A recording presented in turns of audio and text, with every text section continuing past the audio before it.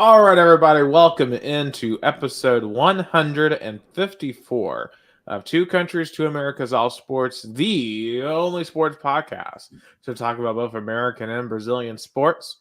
I'm going to go live from Chattanooga, Tennessee, of these United States, and hey, there's literally nothing happening in America this week, Gus. Uh, Nothing at all.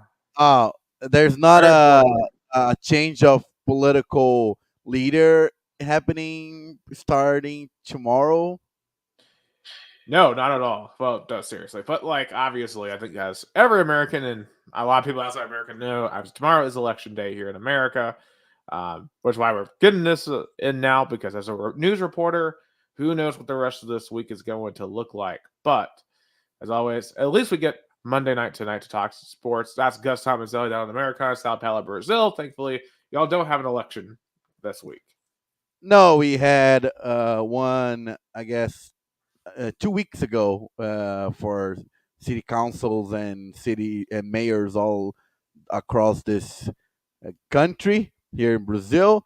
I was just finishing watching Corinthians beat Palmeiras at home, and we're definitely going to talk about that later. The implications for the standings in the Brazilian Championship and the implications for both teams, because winning a rivalry game, as you Americans also know, can change a lot in a season. Absolutely. And also, another big thing happening in America this week is the start of college basketball. Basketball season has tipped off officially today. And actually, our basketballs are in action tonight against the Gardner Webb. I think they're the Bulldogs, something like that. I don't know what their nickname is, but they're Gardner Webb out of the Big South Conference. They are currently up with 16:30 left in the game, 51-37. The Vols starting at number 12 for this year. Of course, obviously, basketball is probably the biggest storyline. Is how do you replace Dalton Connect? Because obviously, Dalton Connect was the heart and soul of the team last year. He was probably the best single player I've ever seen play in orange and white on the basketball court since I've watched since 2006. And it's unfair to expect any of the new players or return players to be Dalton Connect. So I guess my first question to you guys, we're looking at this team this year, is how do you go about replacing a superstar in Dalton Connect, especially in a situation where we were so close to breaking the glass ceiling and getting to that first Final Four? This season kind of feels like 2020 because remember 2019 we also had a great team led by not one but two great basketball players, Admiral Schofield and Grant Williams. uh, uh, we went deep into March, made it to, I believe it was elite eight It was against Sweet Purdue. 16 that year. Sweet 16 against Purdue. So, am I exaggerating to compare this upcoming season to the 2020 season? Well, I would be very disappointed if it was that bad because remember, we were going to miss the tournament that year before it got canceled. Remember, Yeah. out of all the basketball programs in the world, we were probably the only one that benefited from COVID canceling everything because we No, yeah, basically got a 3 year to suck, which is that's nuts. But true. I feel like at this point, because you got to remember, that was still only year 4 of Rick Barnes. And I feel like the team wasn't completely built yet. So at this point, I think the team is much more sustainable. Now, obviously, Don Connect was just special. But I still think there's a lot of special players left on this team, right? Like Sakai Ziegler is still probably the heart and soul of this year's team. You know, he's the point guard. He's going to be the engine. And then, of course, you have Jemai Meshack, who started next to him. But once again, we're going to be depending on a lot of transfers. Now, I don't expect any of these transfers to do what Dalton Connect did last year coming out of Northern Colorado. But we got Chaz Lanier out of North Florida. We have Felix Oxparo, the center out of Ohio State, and Igor Milovich out of Charlotte. So those are the 3 big transfers that are really going to play, I think, a lot of minutes and be big parts of this team. And if we want to succeed in the long run, we're going to need them to be better. I think especially Oxpara and Milicic are huge because I think one of our big shortcomings last year was our front court wasn't good enough, especially Jonas Idu and Toby Awaka. As talented as they weren't good enough, and especially when we had to play a Zach Edey who got aided by the refs, and I will always stand up by that. Um, they weren't good enough to stop him. So can an Oxpar and Milicic be better down low? Because it felt like we were having to overcome a disadvantage in the front court. Yeah, I think those issues that you laid out are definitely on Rick Barnes' mind, and definitely what he needs to build up and try to find this team's identity. Because I think in 2020, what he struggled to is to rebuild the team's identity after Schofield and Williams left, and but I feel like maybe the transfers will kind of integrate good. That's I think that what the fans hope for. Absolutely. And I do just want to briefly show real quick the top 25 in college basketball to begin this season. Um, so the number one team coming into this year is Kansas, who really had a disappointing year last year, had a lot of injuries. They didn't make it past the second round. But those at number two, they might be falling off a little bit in the football field, but is Alabama basketball school now? I wouldn't take that far. I mean, I know they're not having a great football season, but they're not completely out of the playoffs, and we're definitely gonna talk about that later. But definitely what uh, what the Crimson Tide has done on the basketball court, um, you know, has been Yeah. kind of impressive because especially Nate Oates, he really turned his program around. Yeah, and they're returning both Grant Nelson and Mark Spears, or Mark Sears. They're two best players from last year's team. That's going to be a really dangerous team. Now, if you remember, Tennessee last year really matched up well with that team because they swept them in the regular season. Because remember, Nate Oates is always only shoot threes or go to the basket. A very, very analytical team, and they play way differently than Rick Barnes plays. So it's going to be a fascinating race between Alabama and Tennessee for that title. Also at free UConn, they're trying to go for a free-peat. And man, if Dan Hurley can pull off a free-peat in this modern college basketball landscape, that would be one of the most impressive feats we've seen in sports in a really, really long time. Yeah, but I think the fans are kind of probably a little bit over of this. Oh my God, we are in the top level of college basketball that we never been before, and expecting kind of deep results because especially in March, because Bama has shown they can be on the top, but they're still a little bit not in the summit yet. Absolutely. And of course, to come out that Final Four appearance, they have to show consistency. And I'm just looking through. Think about some of the teams that have the most pressure this year. I think Houston has a ton of pressure. They've got to prove that they've had a lot of high seeds and have never done anything with it. Gonzaga, once again, another heading into another year with no title at all.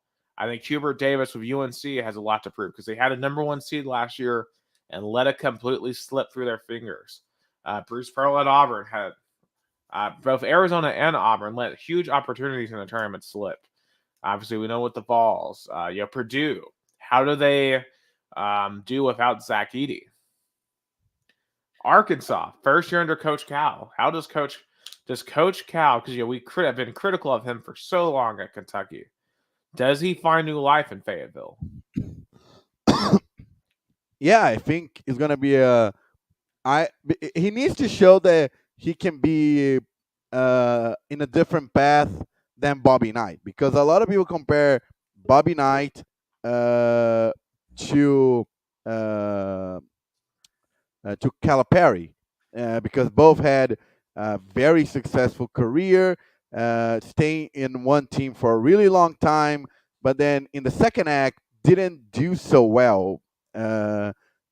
So I guess because after Knight left Indiana, he went to Texas Tech for 7 seasons. I mean, he didn't do bad, but definitely expectations kind of rise up.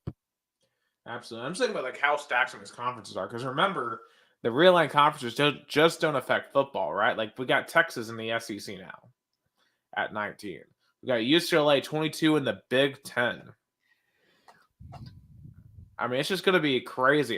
You got to wonder how many teams the SEC and the Big Ten are going to get into the tournament this year, just based off pure strength of schedule.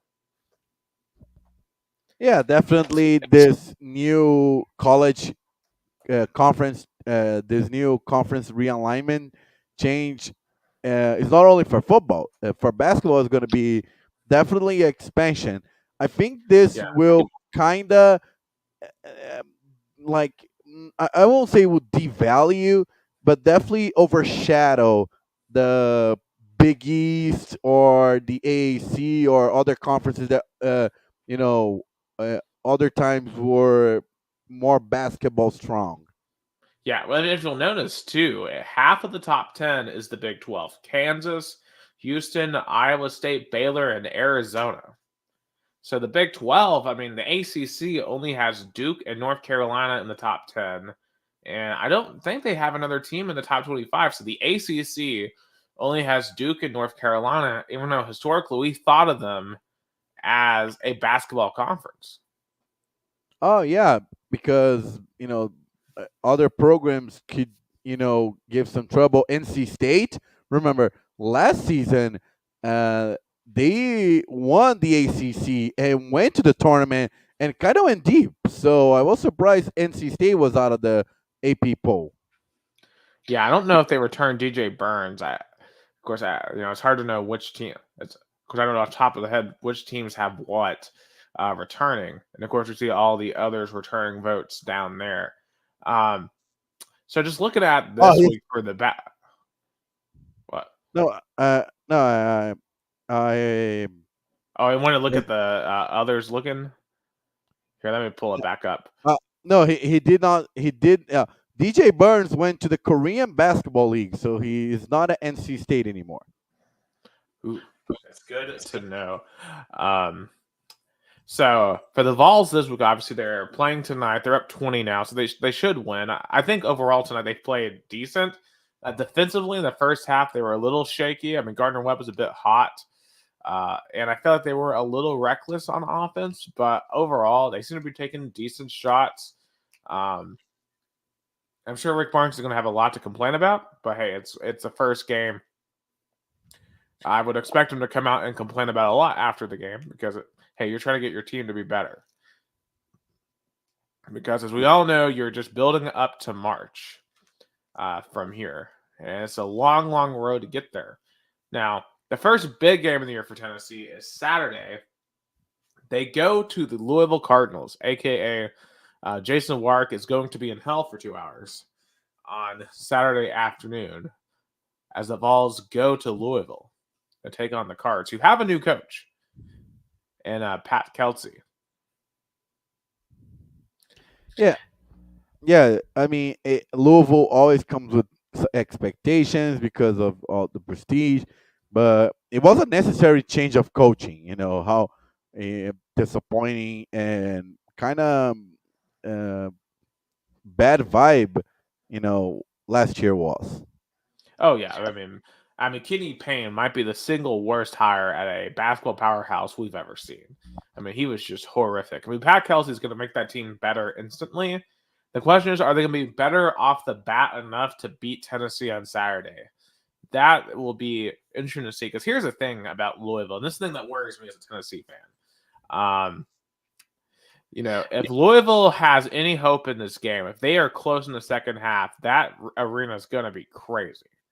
Because, it's like when Tennessee got good again in football, like Louisville fans are starving for a winner on the basketball court. If they see hope, if they see pride and progress, they're going to be nuts all game. So Tennessee better be ready to play 40 minutes of basketball on Saturday to beat Louisville. Even though Louisville is new, they got a lot of new transfers in. I think it's going to be a dogfight. I expect the Vols to win, but it's going to be a dogfight.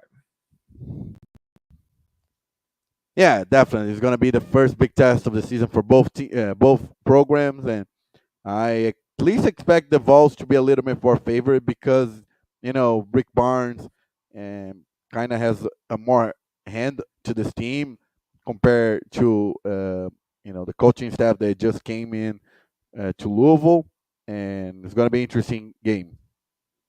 But Absolutely, definitely. I just want to say I just want to say this like I I think we talk about this in the NBA, but I'm gonna apply to college basketball as well. I know that we have to start the season in November because their postseason needs to be starting by March because it's March Madness. But I guess it's kind of because college football is so big right now that kind of really overshadows any college basketball game and stuff. Yeah, it's difficult because I mean this is the non-conference portion of the schedule, so you don't start seeing conference games until the end of December into January. Um, I mean the team's got to play, and I kind of like it because the team can kind of develop and grow right now with not a lot of pressure on them. Because That like no Tennessee that's fan fair. is like living or dying right now based on the basketball team. Like they can, like I don't think they look great yet. I mean they're up now by 30, 71. What the heck? Is it 70? What in the world's the score? The scoreboard operator is playing around with the score. It's 71-44 Vols. But obviously they're blowing out Gardner Webb, but it's Gardner Webb, right? Like we won't know how good this team really is until about 2 months from now. I do think this Yeah. team could be really, really good. Um, are they going to be as good as last year? I don't know. But do you have to be as good as last year to win? I mean, because we all know when it comes to college basketball, at the end of the day, your fate is determined by the draw that you get on Selection Sunday, which is 4 months from now. Which it makes it hard because it's like if there's 30 games, so like, but at the same time, at least it's not 82 games like the NBA. You know, individual games still matter way more in college. Yeah, but the way to get in is not as clear as the NBA. Of course, by before conference championships, you have a sense that you're going to be in or not. And you know what I like about conference championships are there is even a chance of a team that did not do so well the regular season to do a good SEC or ACC or any conference championship and get in like happened to NC State last season. So that's the kind of fun part of it. That you're in playoff mode even before March starts. Yeah, hold on. I actually there's something I want to pull up real quick because this is crazy. This is in the Sun Belt Conference. And I want to get your thoughts on this because this is going to be a very interesting to see how this affects March. Because so look at this bracket. You see how if you're like the bottom seed, right? You have to win like 7 games to be the champion. But if you're the number one overall seed or number two, you only have to win 2 games to win. Because basically, as a smaller conference, they're trying to make sure one of their best teams throughout the entire season is actually making it to the tournament and not one of these Cinderellas making it all the way. What do you think of this? Not a big fan because it kind of takes the playoff. I get the sense because you also you kind of valued more the regular season. Like, hey, you did good, then you're gonna be rewarded now. Uh, but at one part I agree, but the other one I feel like it takes the fun of the playoffs out of it. Like, so why we not do that in March? Like, why not reward the top four ranking teams and made it them all the way to Elite Eight or like use See, this. here's the thing, though. I actually kind of agree with it because I don't know if you remember, Gus. We really didn't, outside of like Oakland and Kentucky, we really didn't have a lot of upsets last year, or at least a lot of upset opportunities, because a lot of the 15 and 16 seeds were just really, really weak. Mhm. Yeah, And I do think that if you try to prioritize getting more of these teams that were actually good throughout the entire year in the tournament, you're more likely to see some of that chaos in the NCAA tournament because you'll have better teams on the bottom end. We had a lot of bad teams. Like think about St. Peter's we played last year. That team was. I know St. Peter's pulled off the shocker 2 years ago against Kentucky. Last year, St. Peter's was not built to pull off any upsets in the tournament. So, they probably been that conference would have been better off having the team that actually was the best team overall play instead. They could have given maybe Tennessee a harder time or whatever other powerhouse team a harder time. So I get the logic of the Sun Belt, and plus it makes the regular season matter so much for these teams because if you want to make the tournament, then you have to actually be good throughout the entire year and not just show up at the end. Yeah, that's why I point out the only thing I agree on is the kind of logic that you reward the consistency of the regular season rather than whoever is really hot in late February and March. Yeah, it's definitely an interesting. I wonder if more teams are going to adopt this for sure. Now, one last thing I want to show before we move on to college football. So Joe Lunardi actually has a preseason bracketology out.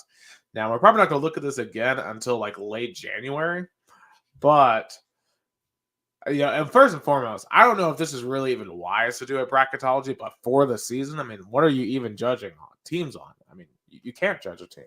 So we have Kansas, your top overall seed. Wisconsin's the first team out. VCU is the last team in. I mean, they've got all season to play in or off of the bubble, and those are some of the teams that are in and off. Louisville's in that convo. You got Iowa, Providence. Providence should have been in last year, but they got robbed. Let me see. Where is Tennessee? I think Tennessee is a 5 seed in this bracket, if I'm not mistaken. They're down. Well, they're a 3 seed. So they've got Indiana, who we just saw play in a preseason game. Indiana actually won in Knoxville. Granted, I can't take it that seriously because it was a preseason game. Yeah, Florida down here, Gonzaga, Houston. So, I mean, I can't give you a judgment on who would win that. I haven't seen any of these teams actually play yet, outside of Tennessee, in a preseason game and an opening night game against a lower tier team. So, I don't know. What do you think about this whole showing a bracketology in November?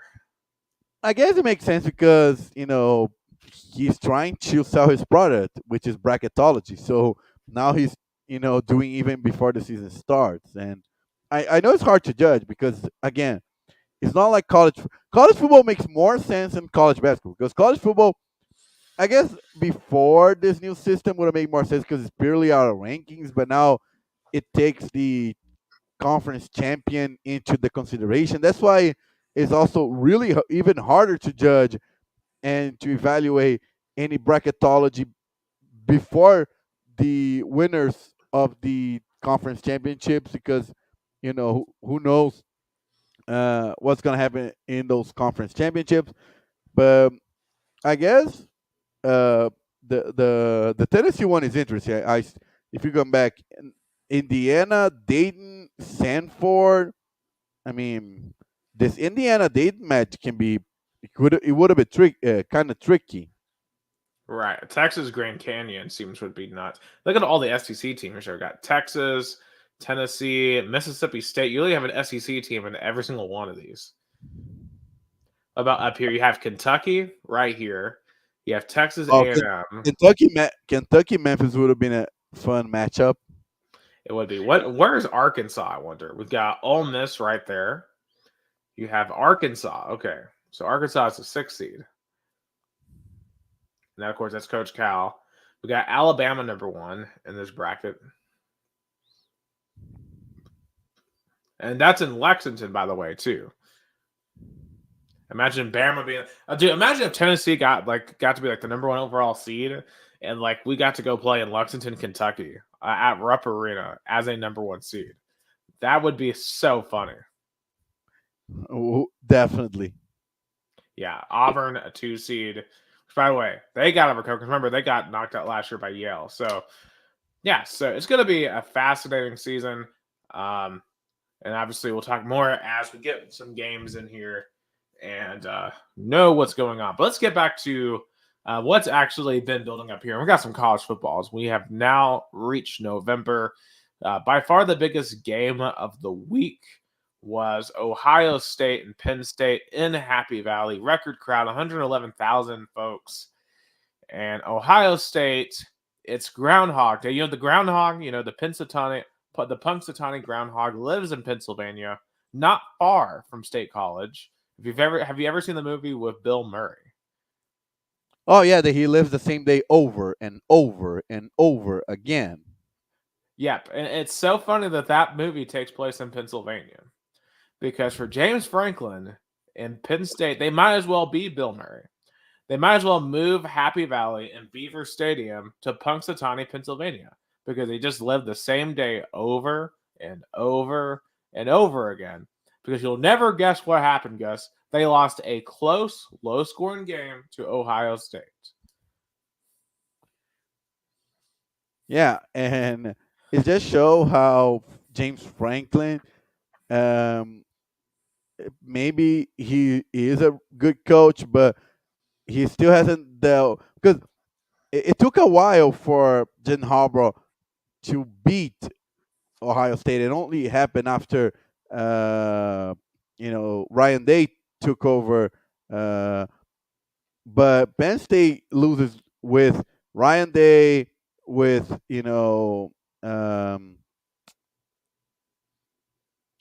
but yeah, but I agree. Was a very close game. Right, and it's just like, why can't Penn State put an offense on the field? Jewel Lar in this game, 12 of 20 for 146, one interception. Also, I need someone to explain to me, why did Nicholas Singleton, one of the most talented running backs in the entire country, get 6 carries in this game? Like, the play calling for Penn State makes no sense. That sequence at the end where they got to the goal line and they ran it up the middle 3 times, and then they throw it into triple coverage on 4th down. That was one of the dumbest sequences of plays I've ever seen. There was no creativity at all. You didn't get it to your best players. When their best player is number 44, Tyler Warren, that really, really talented tight end. But just no creativity. I mean, you look at Ohio State's concepts, and Ohio State didn't play great on offense either, but they have a lot more creativity. And the reason why Ohio State won is because they had Ryan Day and Chip Kelly that were able to overcome Penn State's lack of imagination on offense. Yeah, but I still think Penn State is very in on the fight for the college football playoff, and if they do get in, the fans expect to at least advance to the quarterfinals.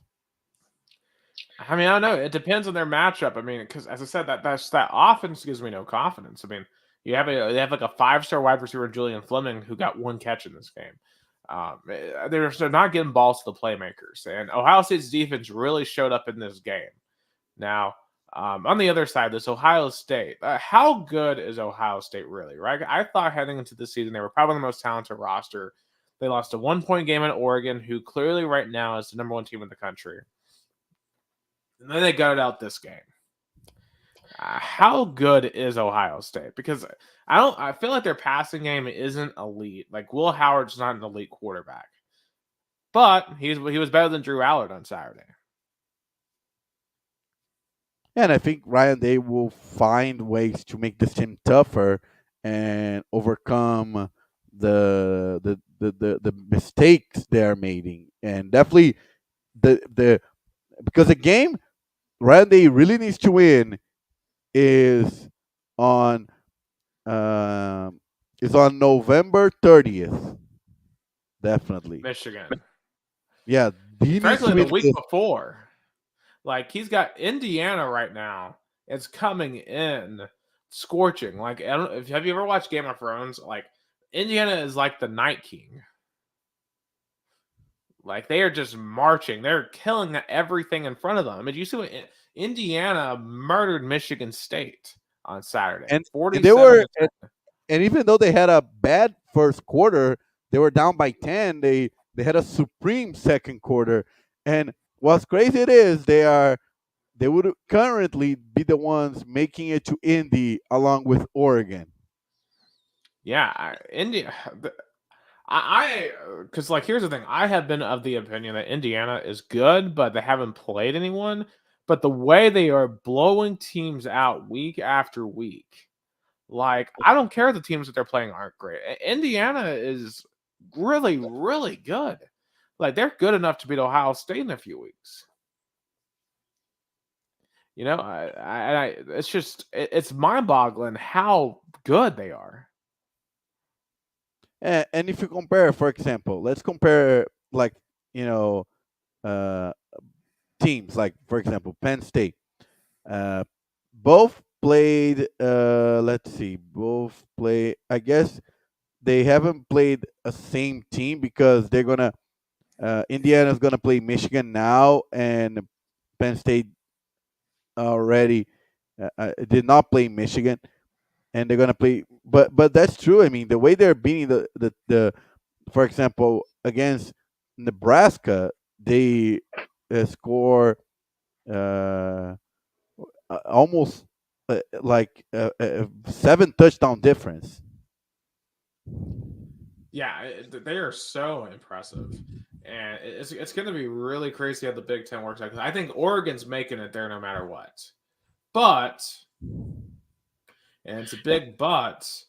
You know what happens from there? What happens from there will be certainly the talk of the Big Ten for weeks to come.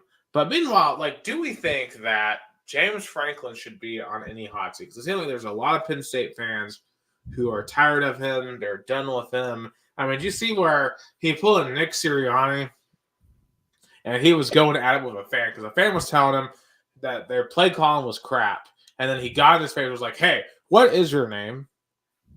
And, you pulled a Nick Sirianni. Like, I don't know what's up with football coaches in the state of Pennsylvania. Maybe it's the election coming up. I don't know.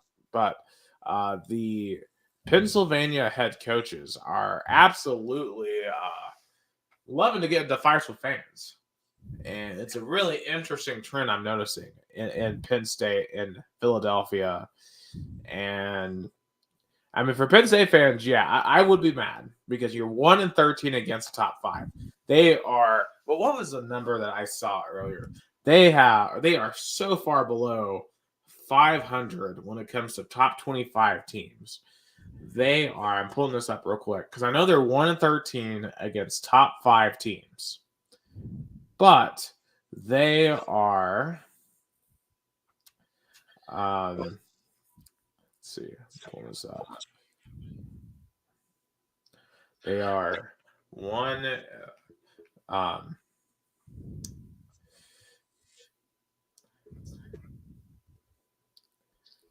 Yeah, so they are. I think it's like 12-29 against 13-27 versus the top 25 under James Franklin, which is a crazy number. Josh Heupel is 11-8. Josh Heupel has been at Tennessee for far less time and inherited probably a worse situation than James Franklin and has as many wins against the top 25. Yeah, that's what the big knock that probably Penn State fans question James Franklin is he a good enough coach that takes us to the Ohio State or even like Michigan levels of making to even make it to uh, Indianapolis. They haven't made. I think the last time was like 2016 was the last time they won back then the division and made it to the. And I remember the controversy that they they won the division, they won the conference, and were left out of the uh, Final Four, and Ohio State got in. Absolutely. And so we've pulled up. So this is my CFP bracket for this week. And if I take off the banner, we can see the full thing. Okay. So as you see, I've got Oregon at number 1. Down at number 2, I have. I'm going to have to actually Full screen. Let me see if I can. Yeah, so you have Georgia at number 2, BYU at 3, Miami 4. Remember, these are all the automatic qualifiers, all your conference champions. So over here, I have Ohio State at 5, Texas at 6, Tennessee 7, Indiana 8. I've got Penn State at Indiana, Notre Dame at Tennessee, Boise State, not at the 12 seed. I actually have them at the 11 seed. And then I have SMU as the last team in Ohio State. So what do you think about these potential matchups? I mean, if I'm Ohio State, I don't want to face SMU right now. They're playing really good. They had a tremendous game on Saturday. Uh, I mean, and this Penn State Indiana would have been the most even matchups. I think it would be definitely, and the game would have been in Hoosier, not in Beavertown. Yeah. Bloomington versus State College, and the winner of that would go to Oregon. So this would be an all Big Ten. What about Ashton Genty and Boise State going up against Texas? That'd be interesting. How about Notre Dame? I mean, look, I still don't think they have a great resume, but they have that one over Texas A&M, and hey, they haven't lost since being embarrassed by Northern Illinois. And unfortunately, I think an 11-1 Notre Dame team is just going to get it, and that's just a matter of the fact that they went out, beat Army, beat USC, beat Florida State. I mean, they'll beat Florida State. Everyone's beating Florida State. North Carolina, Mac Brown finally beat Florida State this week, which, man. I mean, is how of a turnaround or of a 180 of like seasons? Is this ever happened in college football that one season you went undefeated in the regular season, and then in the other you only win like 1 or 2 games? Not okay. So, like, I want to say, if I could compare something, I believe, if I remember this correctly, the 2016 Southern Miss Golden Eagles, or no, it was to 2012 Southern Miss Golden Eagles. Okay, so they went. Okay, so probably the biggest single decline was the 2011-2012 Southern Miss Golden Eagles. So 2011 Southern Miss went 10-2. They upset top 10 Houston in the CUSA Conference title game. So they finished the season ranked as Southern Miss. Then the next year they went winless. That's the only other time I could think of something like this happening. But for Florida State, I mean, this is an absolutely catastrophic year. I mean, Mike Norvell should be fired. I don't care what the buyout is. He can't come back from this. I mean, because his recruiting, and plus next year's recruiting rankings right now, he is in the 50s. It's just unfortunately he did not. Unfortunately, he is still hasn't moved on from last season, and I think Florida State has to move on from him before he, keeps this train wreck going.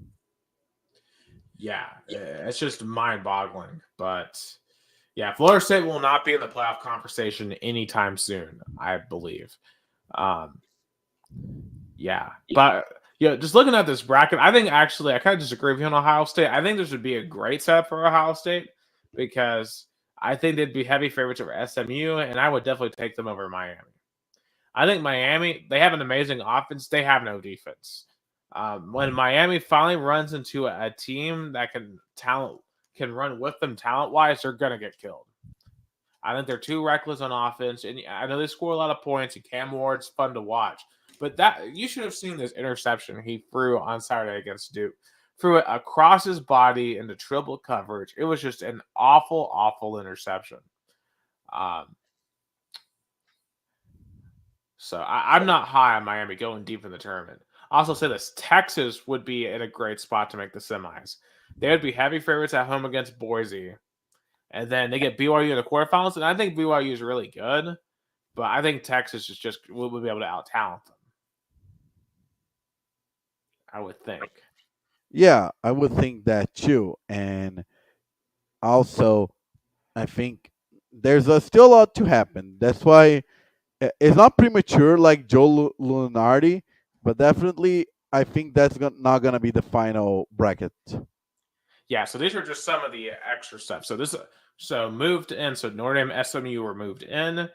A&M after getting just trounced by South Carolina, just trounced. And I called it last week. I didn't think they would get blown out like that.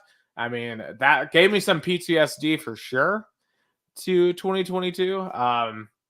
Because A&M fans, I have been there. Night games in Columbia are scary. So very much. I'm glad we don't have to travel. Carolina. What's crazy about South Carolina is if they hadn't gotten screwed against LSU and had somehow pulled off a win against Alabama, they'd be in the playoffs. South Carolina is actually like this close to being a playoff team this year. I think definitely Shane Beaner is gonna stay. I think definitely this way will cement his continuation in as at because then of course I think the Vandy game. I think this Vandy South Carolina game is gonna be interesting. I think this game is. I know we're gonna talk about that later, but that's an underrated matchup. Definitely an underrated matchup. Vandy South Carolina because South Carolina needs at least one win to get into bowl season. I think. I mean they play still Wofford, but I think for Shane Beaner is to at least be 7-5. I'll say 7-5 would be a good season. Yeah, yeah. I mean, Shane Beamer should have never been on the hot seat. I mean, South Carolina has never been like a top tier football program. So the idea that should they should have been in the hot seat, I always thought was kind of preposterous. So he has definitely played himself. I don't like Shane Beamer personally, but I think he is actually a really good coach for South Carolina. And I think they could win out. I mean, I don't know if you saw Clemson the other night. They were a disaster. The Louisville just crushed them. But in any case, so this is my first four out. Of course, what's fun about this week, Bama and LSU play each other this week. So effectively, in my view, this is an elimination game. Whoever loses that game is basically not going to make the playoffs. Yeah, I think that's a definitely elimination game. And it's funny, probably this game will have more of an impact from the LSU overall than Bam overall because I don't think Kellen DeBoer is going to get fired because, not making the playoff. Because if you remember, Nick Saban, his first season, made it to the Independence Bowl and lost to Louisiana Monroe. So I don't think Kellen DeBoer's first season was going to be worse than Nick Saban's first season because I mean he beat Georgia, which is a top 5 team, but definitely I think it's going to be even more impactful to LSU and especially uh, to Brian Kelly. Definitely, Brian Kelly. If he loses this game, he's going to be because also the game is in Baton Rouge. Yeah, a night game in Death Valley. And I want to ask you a question because I was struggling putting these rankings together. So I was debating between SMU and Alabama for that last spot. So SMU only has one loss. That's undefeated BYU. Their best win was the one they just got against Pittsburgh. They don't have any other ranked wins. Alabama, of course, has two losses, one to Vandy, who is 6-3 now. But they do have a loss to Georgia State and at Tennessee, who lost to Arkansas. But they also have a win against Georgia and South Carolina, who's pretty good as well. So I was really debating putting Bama in over SMU, and I feel like if this were the end of the season, when push came to shove, I feel like we'd be in a similar spot to last year with Alabama versus an ACC team where Bama would get in. Or even when Bama got in, I think instead of TCU, if I back in 2010, 2011. Yeah, well, that Bama team deserved to be in over TCU, but But it um, will be the same debate, and like compare, uh, you know, uh, strength of schedule and yeah, it's going to be a very tough debate because then you look at like an Iowa State. Iowa State just took its first loss, but Iowa State has no ranked wins at all, none at all.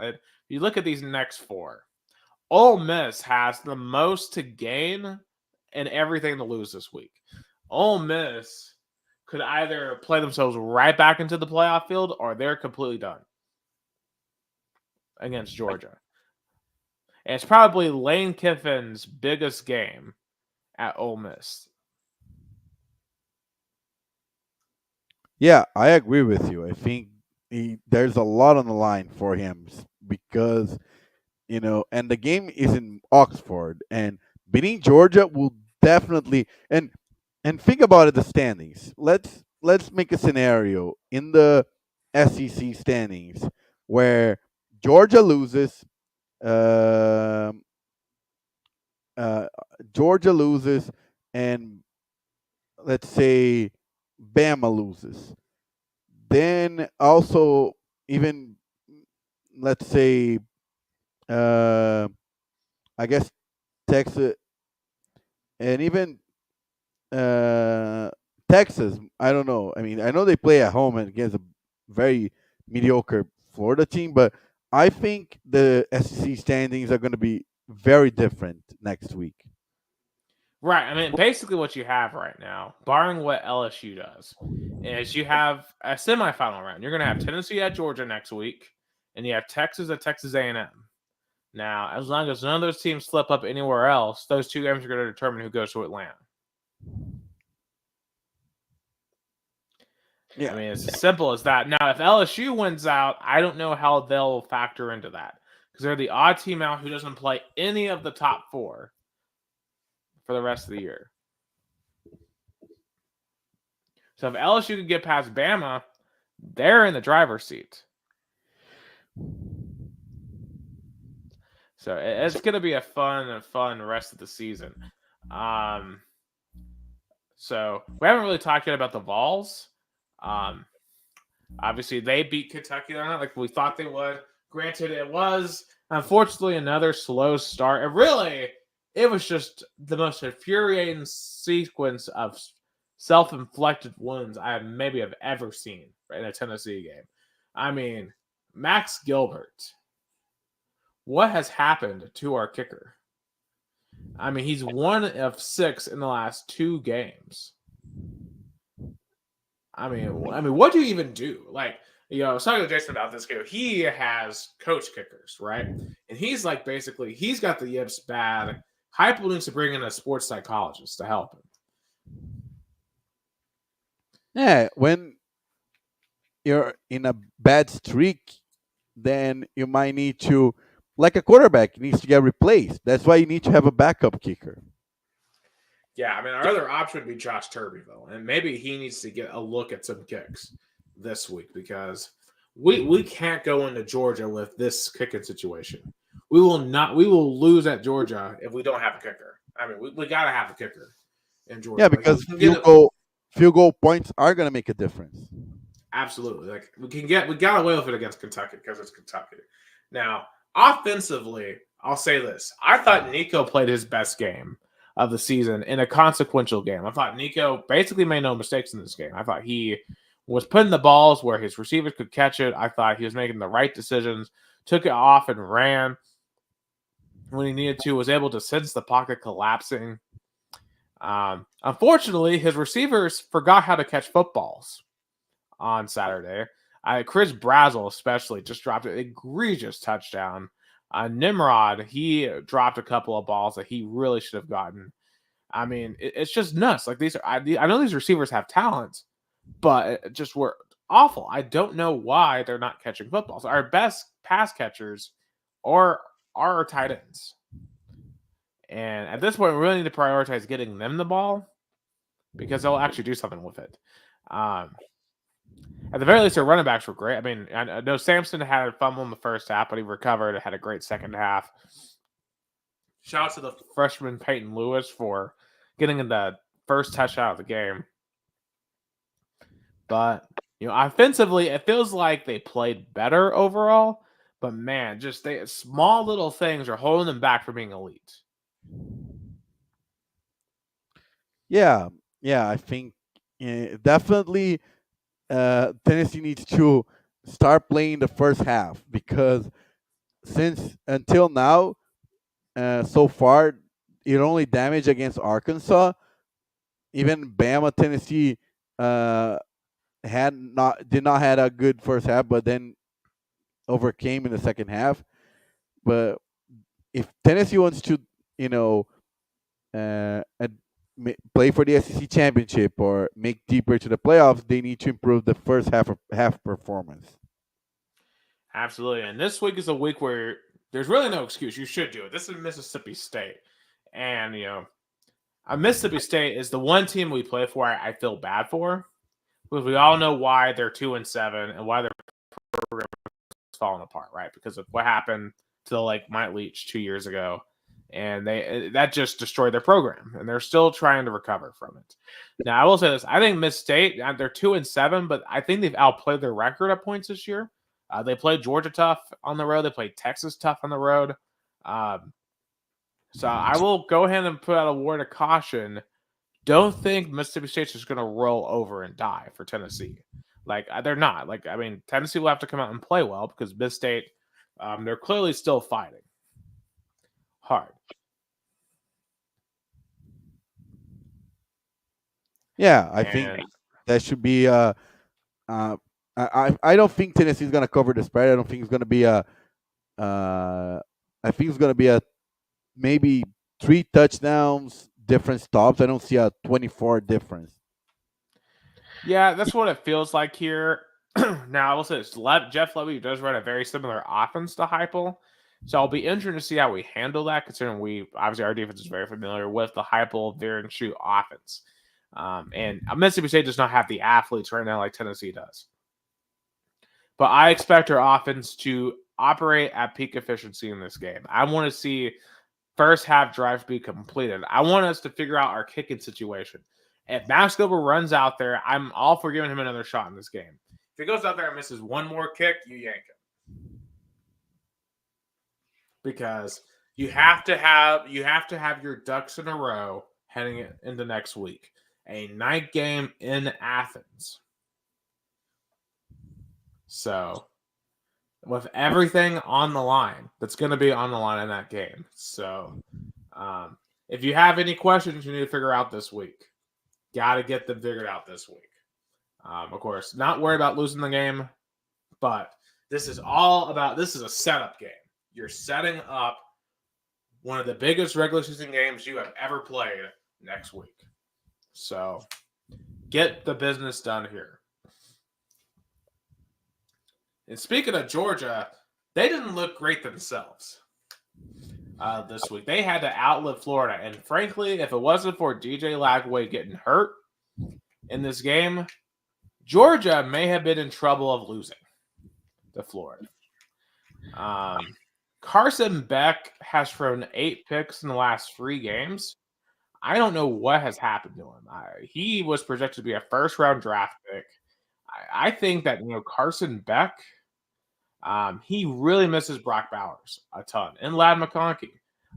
He just looks like half the quarterback that he did last year, and I hope that continues because we're going to need him to turn over the ball a couple of times next week to really give us a great shot of winning in Athens. Yeah. Before big shout out to Alison D'Ameto saying good night and say Big Nick, and of course big shout out and big kiss to Erika Barbosa, singer from Ortolandia as well. But and it's so funny because Kirby Smart never I guess recruited elite quarterback. We never, of course, Stetson Bennett worked out pretty well. Getting 2 national championships, but he wasn't an elite level quarterback. And I guess Carson Beck is not even in the Stetson Bennett level. Apparently not. I think Carson Beck has more talent than Stetson Bennett did, but man, he's not showing it. Bad decision making. But that's not talent. That's all up here. And Stetson Bennett was a smart football player. He didn't make mistakes. That's why he won 2 national championships with Georgia. He didn't make mistakes. And Carson Beck is going to prevent his team from winning a national championship if he keeps turning over the ball. Now, I mentioned Iowa State losing. Kansas State also lost on the road at Houston. That basically eliminates them from any playoff and conference title consideration. But I will say this. The team that's all of a sudden controlling their own destiny in the Big 12. Do you know who controls their own destiny now in the Big 12? Colorado. Colorado? Yeah, if you look at the Big 12 standings, Colorado could make the Big 12 championship. It could be theoretically a game away from making the college football playoff. But what happens if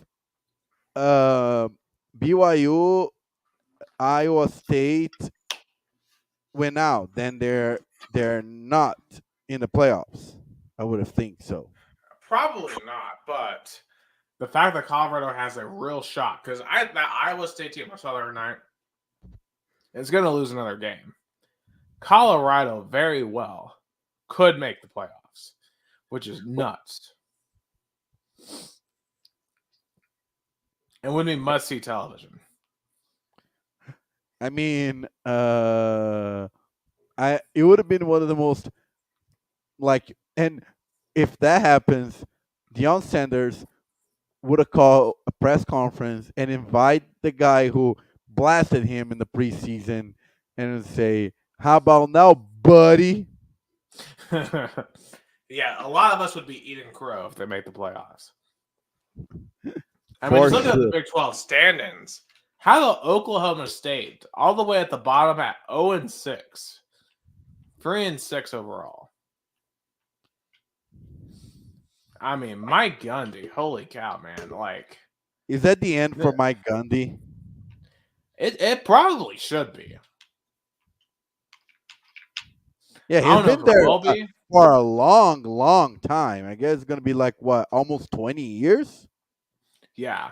Also, look at the bottom 4 teams here: Arizona, Kansas, and Utah. These were all teams that were ranked in the preseason, but have all failed this year. I mean, it's just nuts how Utah has failed, Kansas has failed, and then Arizona. I mean, they've all failed this year.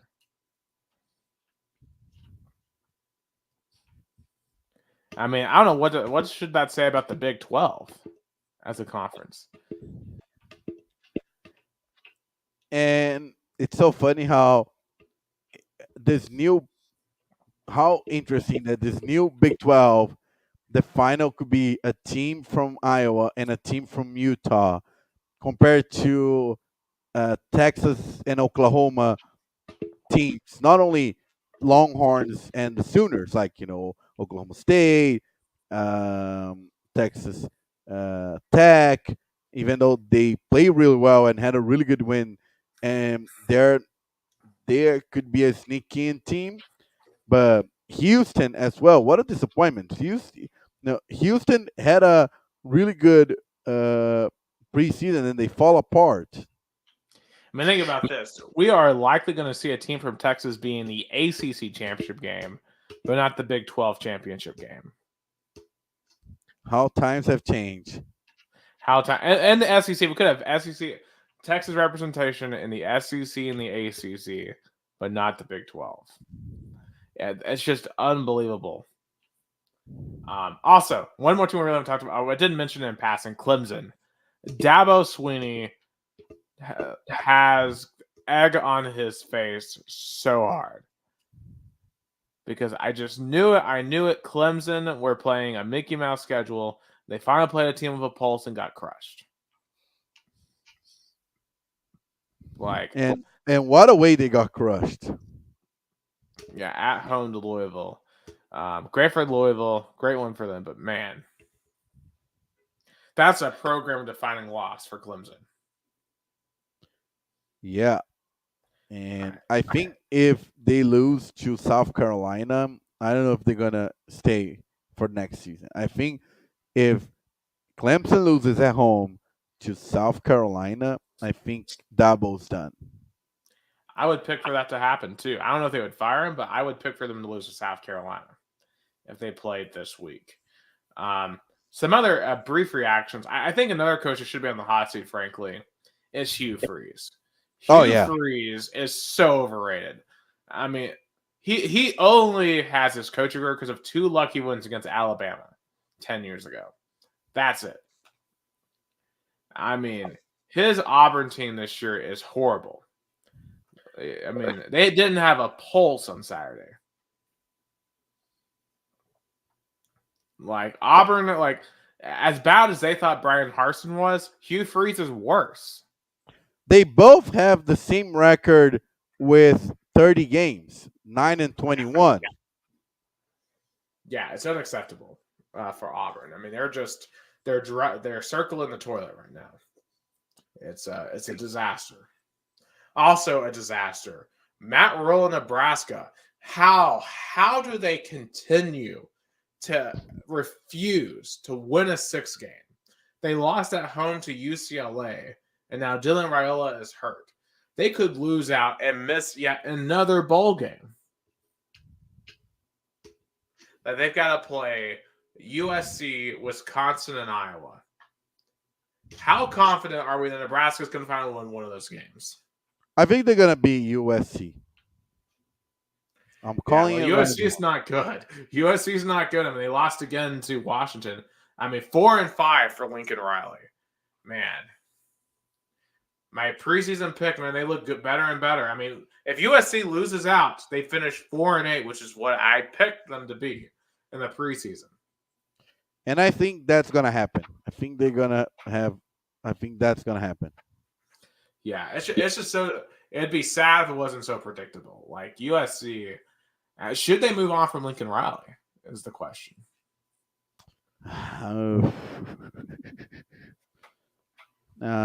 Or do we think they're just not built for the Big Ten yet? They're gonna have to be better on defense and more resilient to be on that. Yeah. So maybe you give them some time to rebuild back up, for sure. Also, Ole Miss blowing out Arkansas 63-31. Not a good look for Tennessee, I think. The fact they could throw up 63 and we couldn't do crap on offense in Fayetteville. I don't think it's a good look for us. Yeah. All right. So, looking ahead to this week, what are some underrated matchups for Week 11? Can you believe we're at Week 11 of the season? This has been one of the craziest seasons we have seen in a very, very long time. For me, I think an underrated matchup, Clemson at Virginia Tech. I think teams are smelling blood in the water with Clemson. I don't be surprised if the Hokies pull this upset off right here. Yeah, I definitely would be I mean, Ole Miss definitely played really good, but it would be an interesting matchup. Right. And I think also looking around South Carolina and Vanderbilt. I mean, this game is going to be so good. I mean, Yeah. it has like Carolina's a 3.5-point favorite in this game. And I think Vanderbilt fans probably hasn't felt that excited since I bet like what 10, 12, 13 years ago. Yeah, when they had James Franklin. Yeah. Man.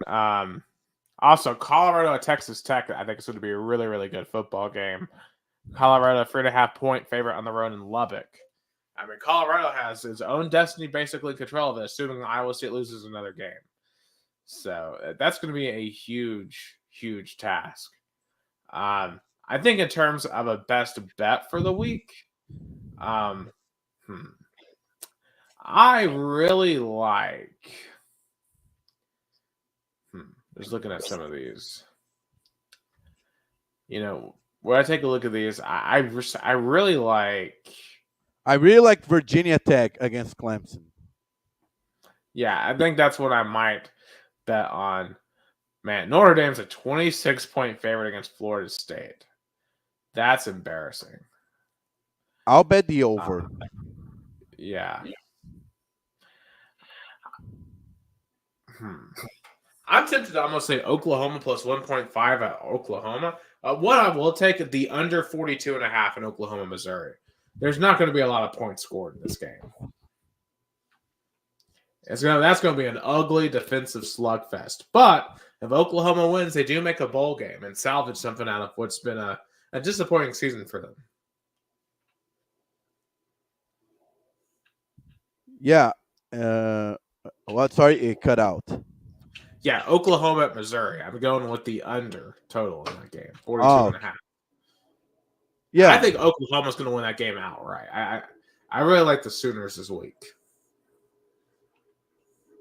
Yeah, I'll take the Sooners too. I think they need to have at least one road win in the SEC this season because so far their only win in the SEC was on the road against Auburn. But do you really count that?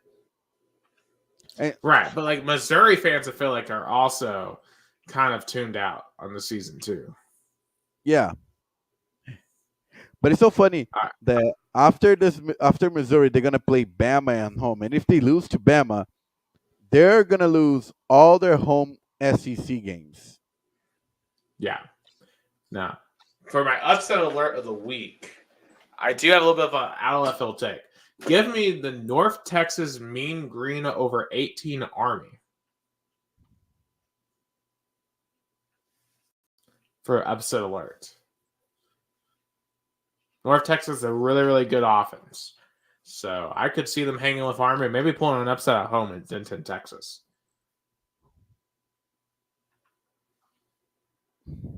Yeah, interesting pick. Mine will be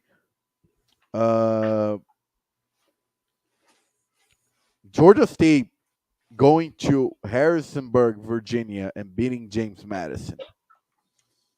I like that pick. For the first Sun Belt win of the season. Yeah. All right, let's pick the top games of the week here. The Holy War returns. BYU at Utah. 9th-ranked BYU undefeated to an underwhelming Utah team. But Utah pulls off this upset, ruins BYU's season. Hey, maybe that salvages something. Can Utah pull off an upset at home? No, give me BYU. I agree. BYU. But Utah's a disaster. All right. Unranked Michigan going to number 8 Indiana. This matchup, I'll bet Indiana, but I'm definitely going to bet the under. I think it's going to be a 10-point win for the Hoosiers. I think the Hoosiers are going to kill Michigan. Michigan's quarterback situation, I don't know how a defending national champion could have this bad of a quarterback situation. They're going to need to get one for the portal next year, I think. Give me Indiana. So for Michigan, the question is, can they make a bowl game? Because after Indiana, they're going to play Northwestern at home, then Ohio State in Columbus. Got to be Northwestern. It got to be Northwestern, I think. But as a Michigan fan, do you want to go to a bowl game, or do you want to just get this season done? Honestly, if you're in Michigan, right? I mean, you just won the Natty. You might be better off just getting this season done. Now my question is, what's Northwestern's record? Because I don't know Northwestern off the top of my head. I don't think I've watched a Northwestern game this year. Okay, Northwestern's 4-5. So, and they have to play. I'm playing their Ohio State, Michigan, and Illinois. Man, there's no way Northwestern's win 2 out of 3 to get to a bowl game. Yeah, not with that schedule. Oh yeah, that's true. So yeah. I mean, it would be a disaster, such a disaster for Michigan to lose that game next week. So for USC, of course, we're talking about they have to play Nebraska next week. So for USC, they've got Nebraska, UCLA, Notre Dame. I don't see them making a bowl game because I think Nebraska is going to be USC. And finally, the Cornhuskers are going to make a bowl game. Man, I hope so. I'm pulling so hard for the Cornhuskers. All right. Got a trio of SEC games here. Florida at Texas. Did you saw the criticism, especially from Florida fans, from the turf at TIAA Bank Stadium in Jacksonville? There was a lot of injuries in that game. And plus, I'll say this. We didn't get to talk about this last week either. Why are Florida and Georgia not playing home and homes while Jacksonville's getting their stadium rebuilt? Or at all. I think Jacksonville is not a good host city for that game. They need Florida and Georgia to play. And you saw their new matchups spots. Yeah, Atlanta and Tampa. Like, what are we doing? Yeah.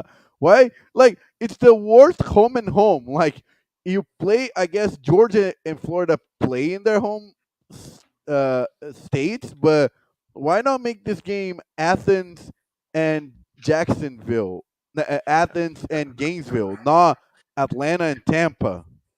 Yeah, I think they're just scared to. I think they're just scared to play another road game every other year.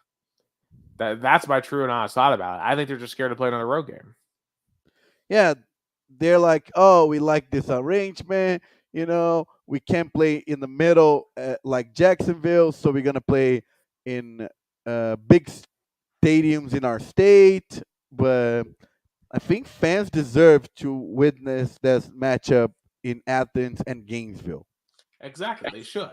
And it's not fair to everyone else that they get to skip a road game every 2 years. So that's my thoughts on it. Also, shout Jason Wyrick in the comments. He says USC stinks. We agree with him on that. And Nebraska and Tennessee are mud brothers. I agree with him on that as well. Shout out to the Cards. The Louisville Cardinals are taking out Clemson this week. I know. I mean, Jason was having a great Saturday because Louisville beat Clemson. Tennessee beat Kentucky. I mean, the two teams he hates the most. So great Saturday night for Jason. Yeah, Jason definitely had a blast because, I think only in his wild dreams, his two alma maters go and have beat handedly their, two teams he hate the most. Yeah, it's definitely awesome to see. Now, one of the two, I would say marquee. There's two really marquee matchups this week. Georgia at Ole Miss. I'll pick Ole Miss. I think Georgia's getting lucky, but I think their luck is gonna run out on Saturday. Man, I don't know who I want to win this game because it'd be. I'm gonna be honest here. I really want Georgia to win this game. I do not want to play Georgia coming off of a loss next week. Plus, I want Lane Kiffin to eat crap. I want him to fall and faceplant. With that being said, I'm taking Ole Miss to win this game at home. I like how you land out the, for a Georgia win on your pick, but then you pick Ole Miss. Yeah, I can't believe it. I'm rooting for Georgia this week. It would be so funny for Ole Miss to lose this game. And then bye-bye playoffs. Yeah. All right, game of the week, Death Valley elimination game. Alabama at LSU. Who gets it done? I think those kind of matchups, Kellen DeBoer shows he can really show up. Give me and if you compare, Brian Kelly has not show he can be really show in the big spot. So give me Alabama. Yeah, I think this bye week's going to be huge for Bama. I just think they have more talent. And I think for Bama, uh, I just trust him more in this spot. Give me the Tide. But what happens? I think Brian Kelly gets on a hot seat if he loses this game. Yeah, he's in a very similar spot to James Franklin last year, for sure. Yeah, I All right, agree. all right. So that's week 11 of college football. Now, moving on to some NFL. Of course, we have Monday Night Football ongoing right now. We got the Kansas City Chiefs and Tampa Bay Buccaneers rematch of the Super Bowl a couple of years back. No Tom Brady in this one, but we do have Baker Mayfield versus Patrick Mahomes with Taylor Swift in attendance. It's 10-7 Kansas City. Now, speaking of Taylor Swift real quick, did you see the whole Jason Kelsey incident in Penn State the other day? I, I think it was overblown, but I definitely like. There's always going to be some fans that are going to maybe go overboard, especially in the state of Pennsylvania, where probably they're Eagles fans, but also Steelers fans. Right. I would say this, people have gotten to the point where like they're so much they're so internet brained, right? That they forget that you can't just go do certain stuff to people in public, right? You can't go and call a dude a gay slur, right? Just randomly, right? Like what this guy did in public to Jason Kelsey. He called up and said, "Hey, why is your brother an F slur for dating Taylor Swift?" Which just makes no sense, right? Like, your brother literally is being the opposite of gay, in that situation. Um, but Jason Kelsey have turned around, taken his phone, and spiked on the ground. No, and then you'll call him the F slur right back. Probably not. But do I feel bad for the guy that? Do I feel bad that the kid of the Penn State fans used a lot of slurs this weekend? Yeah, they did. I mean, Penn State. Hey, look, we're talking about a program that has done very unspeakable things in the past. I mean, this is Penn State we're talking about. So, I mean, nothing surprised me when it comes to the Nittany Lions. But, I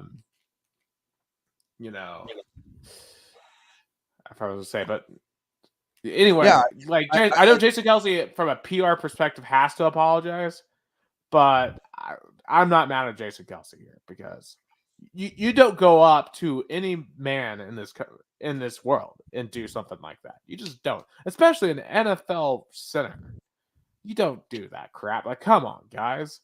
I mean, I don't care if you hate Taylor Swift. You don't go run up to the guy who's dating her brother and then try to insult Travis Kelsey. I mean, what are we doing here? Have we lost decorum as a society to the point that it's okay just to do something like that? I guess since in Brazil it's not as unusual to see those kind of reactions, but still it's not okay. And I feel like, uh, but that's the bad part of being a celebrity because celebrity is more. You need to have a more scrutiny to your actions because nobody's gonna remember this guy probably a couple weeks now. But Jason Kelsey, everything he does is on the public eye. That's true. It's definitely an interesting situation. It's a double standard. But anyone trying to cancel Jason Kelsey over this should not be. And I will leave it at that. All right, but actually back out to the actual field, though. I think one shout out to the Jets. They won. The Jets and Titans both won this week. Wow, miracle. It's total miracle. Of course, the Jets I thought were much more impressive in their one, especially from a defensive standpoint. CJ Stroud's having a sophomore slump. And it's time to acknowledge that he's in a sophomore slump. Now, it's not all his fault. Stephon Diggs and Nico Collins are both injured. So, I mean, that's not his fault that he's losing his receivers, but still, he doesn't look great right now. Titans should have lost. They really should have. For the way that they let that game get to overtime against the Patriots, they deserve to lose that game. But somehow they won. So good for them. And Brian Callahan was crying after the game for getting to 2-6. I mean, yay, good for you. I'm just so out on the Titans right now that like I feel like they're gonna have to do something to really wow me to get me invested in the current front office and coaching staff again. Like beating the Patriots by 3 in overtime, especially after letting it get to overtime in the first place. Like that's just not going to impress me. I'm sorry. Um, I don't know if that's too harsh, but that's just the way I feel. Also, a team that really felt harsh about the way their game went. The New Orleans Saints dropped their 7th straight to the Panthers, 23-22, and they fired their coach today.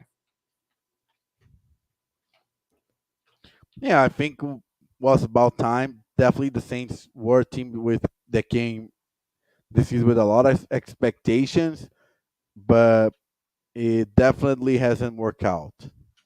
Yeah, Dennis Allen just was hated by the fan base. And I think also there's a lot of people turning on Derek Carr too, especially after the Chris Olave injury, because people are accusing Derek Carr of intentionally throwing hospital balls and getting his receivers hurt. So there's people getting mad at Carr. And I know obviously you've been a Derek Carr fan on Yeah, the pot, so yeah, I'm a big fan, but I admit I was expecting more from him, and he definitely hasn't shown that 2016 uh, juice, and that's what the Saints were expecting, and definitely hasn't got. yeah. Now I will say this: the one good thing that we did see, one of the good things we saw yesterday was Tua actually looked really good yesterday. 25 of 28 for 231 and 2 touchdowns. In a classic game with the Buffalo Bills, went down to the very end. I mean, this game was so entertaining. So entertaining between the Dolphins and the Bills. The Bills got to win 30-27, which really basically secures the division for them. There's no way the Dolphins, the Jets, or Patriots are coming back at this point to take out Buffalo. So they will be winning that division. Also, I really feel bad for Jameis Winston yesterday. 27-10 loss. He threw 3 interceptions, which is the Jameis Winston we all know. I mean, the dude is just a turnover machine, unfortunately. He had a great comeback story last week against Baltimore. Just it isn't going to work in the long term for Cleveland, for Jameis Winston, but at least he's a lot more likable right now than Deshaun Watson. So he has that going for him. Like, I'm not going to hate him like Deshaun Watson. But man, just disappointing that Jameis Winston has just never been able to shake the turnovers at all. Yeah, it's something that probably is going to be a detriment even for a backup quarterback kind of class that he's now. The class that had, Teddy Bridgewater, Ryan Fitzpatrick, Mason Rudolph, Baker Mayfield. Not, I guess not Baker Mayfield, but you know, he, but definitely he's not a reliable quarterback in terms of, you know, uh, getting the ball right. Right. Jason says Mariota, who Mariota might be the best backup quarterback right now. Yeah, him too. Yeah. Also, the Falcons beat the Cowboys 27-21, and Dak Prescott got hurt in this game. The Cowboys season is officially a disaster. Oh yeah, it's a disaster because of Jerry Jones. If do you know what's worse for Cowboys fans? They're always in this kind of if you see Cowboy seasons for the past like what 10 to 15 years, they either win the division but somehow blow it up in the playoffs, especially in the NFC divisional round, or they go bad but not as tanking. Like you never see the Cowboys tanking, but they're so mediocre that fans get mad instead of like disengaged. So I think Jerry Jones really needs to rethink his position in the Cowboys and realize, oh wait, I don't see any other NFL franchise that has a owner slash GM and runs the team like I do. Yeah, the Cowboys are never going to change until Jerry Jones is no longer in charge of that football team. So, Yeah, if you're a Cowboys fan, like you need to root for whatever needs to happen for that to happen, which may end up being morbid, but nothing's going to change. because Jerry Jones likes the chaos. Unfortunately, he likes to be the center of attention. Because whenever the Cowboys do well, he gets overshadowed. Whenever the Cowboys are in turmoil, he gets the attention, and that can be even a little bit addictive. Yeah. Now, some other results I think were interesting. The Lions, to me, I know the Chiefs are undefeated right now. The Lions, to me, are the most dangerous team in the NFL. Oh yeah, The way they went in and dominated Green Bay yesterday. I mean, this is a team with no fear at all. they haven't lost in the road, which is even more impressive. Right. Detroit, like, it's so much. They're so much fun. And maybe they're the blueprint for every Brad franchise out there. That this is how you can redeem yourself. Uh, slow, methodical, building up through the draft. Find a quarterback that fits your system. Boom. That's what you need to be a success. Yeah, And also, I must talk about this. I've been really high on Jordan Love. Jordan Love was awful in this game. I'm beginning to become concerned about Jordan Love. I guess everybody had high expectations for him this season because of the way he played last season, especially that win over the Cowboys in the playoffs. But I guess he's not quite there yet. But remember, Aaron Rodgers took a little while also to make it to a elite level and take the Green Bay Packers to the promised land. That's true. So it's going to be fascinating. Also, NFC West is getting interesting too. The Cardinals currently lead the division. They beat the Bears by 20. Caleb Williams is very much a rookie. He's very much a rookie. He's still developing. The Bears have no O-line.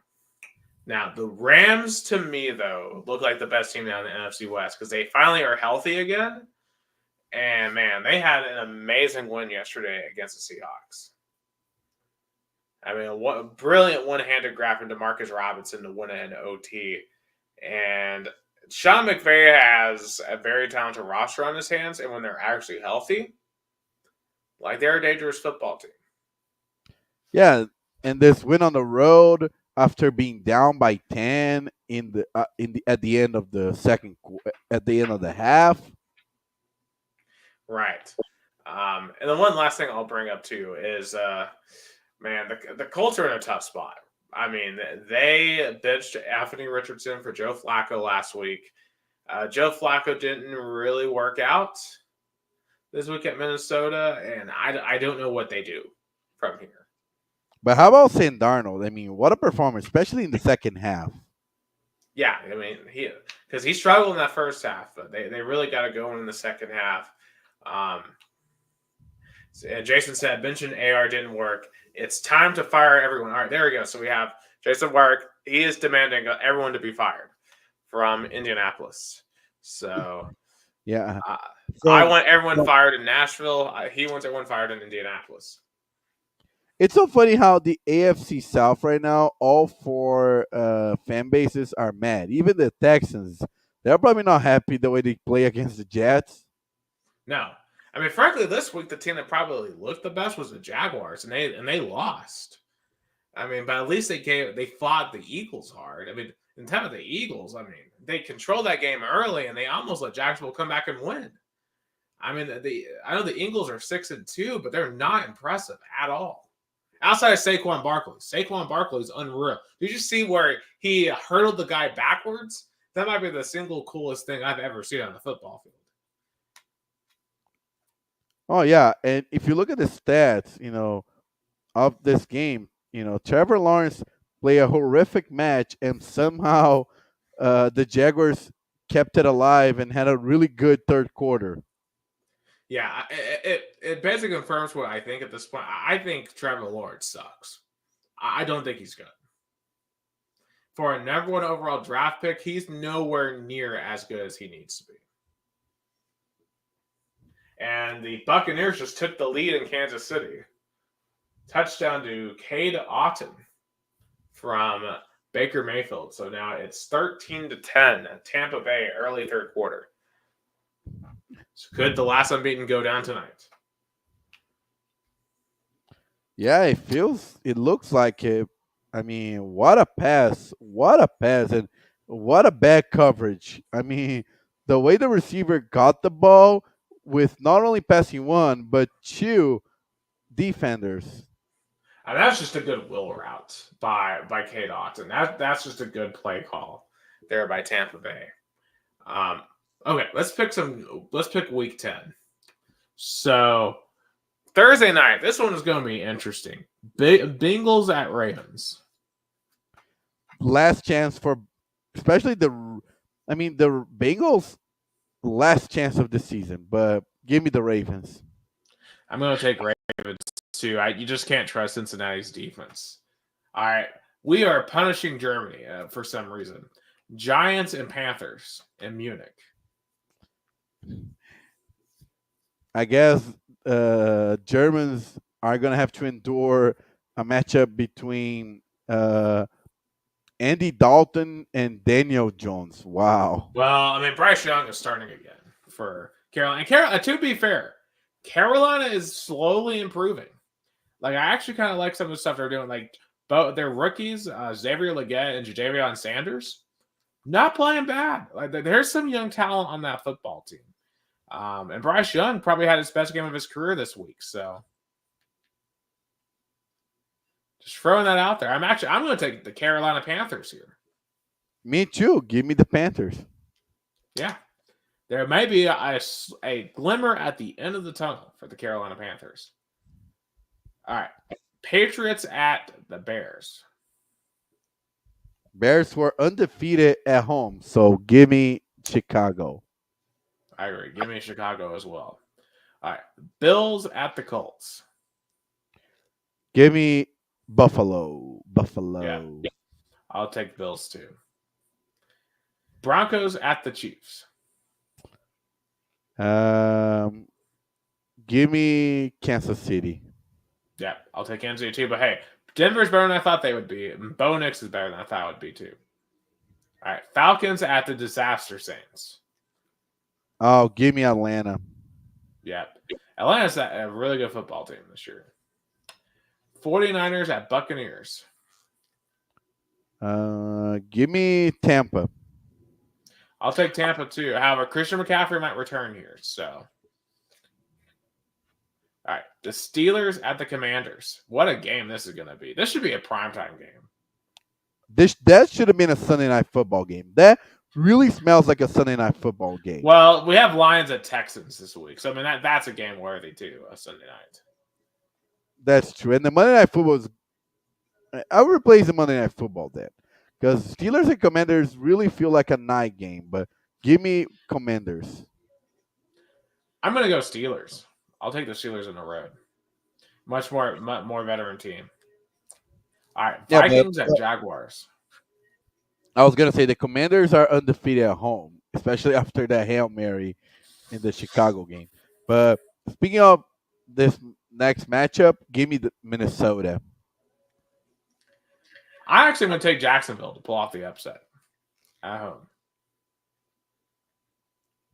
That might be my upset pick of the week. Now, how many people are going to be at the Titans at the Chargers? Tickets as low as $16. Wow. I mean, there's not much stuff you can do in California or LA for $16. I mean, I was told everything is more expensive in California, but yeah, not football tickets. It probably costs more to park for this game or to fill up a gas tank than to go to this game. Give me the Chargers. All right. Okay. Yeah. Eagles. This one's usually pretty fun, but we have Eagles and Cowboys. Oh, give me my great colleague and friend team, Rafael. Give me Eagles. Fly, Eagles, fly. I'll take the Eagles I too. mean, and how crazy the Cowboys are going to be 0-4 at home. I mean, probably not the best field advantage. Yeah. Jets at Cardinals. Give me Arizona. I'll take the Jets here to get two in a row.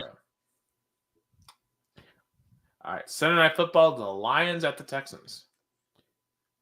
I think the Texans undefeated at home versus the Lions undefeated on the road. Give me Detroit. Yeah, I'll take Detroit as well. And Monday Night Football, Dolphins at Rams. And I know the records aren't great, but Dolphins are finally getting healthy and the Rams are finally getting healthy. I think this is going to be a great game. But give me the Dolphins actually. And it's so funny. The tickets are not expensive as well, like $50. I mean, where a football fan in LA probably can, I mean, watch both games. Yeah, I know the records are the records, but we finally have a healthy Tua versus a healthy Puka and Puka Matthew Stafford. Nakua. Yeah, so I think that's a good game. Give me the Rams or Dolphins actually. All right. Speaking of Los Angeles, I'm sure I don't know how many people in Los Angeles care that much about football right now because they just won the World Series in 5 games, and man, the Yankees just totally collapsed in that series. In that game 5, had a 5-0 lead and just completely squandered it. I was following the score, and when it was 5-0, I probably was like, okay, the Yankees avoid, the gentleman sweep, and at least going to head back to LA, but they fall apart. But that game, I think they never got over that walk-off home run by Freddie Freeman. That play won the series. That Yeah, play won the series. yeah, it's just nuts that the Yankees probably should have been going back to Los Angeles up 3-2, but instead they were eliminated at home. To me, the Dodgers might be at the beginning of a dynasty, depending on health, how they resign everyone. But it feels like the Dodgers are going to win more than just this one. Oh yeah, I agree. And I don't see the NL anybody can match up with them. I mean, of course, you have the Padres and Mets, and even the Phillies might be the top three teams. But I think there's, the Braves when healthier, like the team, I think that can match up with them the most. but I think their roster getting are aging quickly, and as you point out, I mean when they're healthy, but in the past 2 seasons they're not. That's true. I mean, maybe a little bit of hope on my part, but I know this Braves team can compete with them when they're healthy. But that's the big if. Yeah, the big if when they're healthy, but in the last 2 seasons that wasn't the case. That's very true. I feel like it's going to suck seeing the Dodgers go on a dynasty run. And like the Yankees, they need some better pitching. The Yankees pitching completely let them down in this series, particularly the relief pitching. And Oh yeah, plus, you have to decide what is the value you're willing to place on Aaron Judge as one of Aaron your relief Judge. pitchers. Aaron Judge is the Lamar Jackson of the MLB. Great in the regular season, shrinks in the postseason. Right, because I know right now that they just got Garrett Cole to stay with them. Soto obviously has gotten a qualifying offer today. Yeah, but you saw the way Garrett Cole stayed. He did not accept the first offer, but then he accept the same offer he refused. Yeah, so some weird stuff going on there in the Yankees. I don't feel as confident that the Yankees are going to get back like I do with the Dodgers. I mean, look at their path to make the World Series. They face Yeah, only teams from the AL Central, and as interesting as the run for Detroit and Cleveland, if they maybe had to play Houston, I don't know if they would have beat Houston yet. Yeah, absolutely. So it's going to be fascinating to see what happens in MLB. But congratulations to the Dodgers. You bought your way to a title. So, you know, it I is guess what now it we is. can say we have a real title, not a, as Yeah. you like to call, the Mickey Mouse title. And they'll go Mickey Mouse. Someone's telling me, hey, you can't call the 2021 a Mickey Mouse title anyway. But I will maintain that it wasn't Mickey Mouse. But hey, this one isn't. So shout out to them. It's crazy that they really didn't have help much from Otani at all in this series. So, But I think he's, just the scary thing at all. but I think he being there, playing with injuries, he's just got the players to see that he he's getting the big bucks, but he's not kind of disappearing. He is like, I'm here. If I need to steal bases, I will. If I need to get walks, I will. He's showing that he's resilient. And like, where does like Otani? Where can Otani go in terms of all-time ranking? Because obviously he's still in his late 20s, and just the impact. Like this, there are about 15 million people per game watching this in Japan. You know, like I mean, was a huge series not just for the U.S. and for LA, but a huge series for Japan. I mean, this was a huge series for the MLB, and this was a huge win. I mean, more people were talking about the World Series this year than they have been in a very long time. Yeah, two big brands in the biggest stage.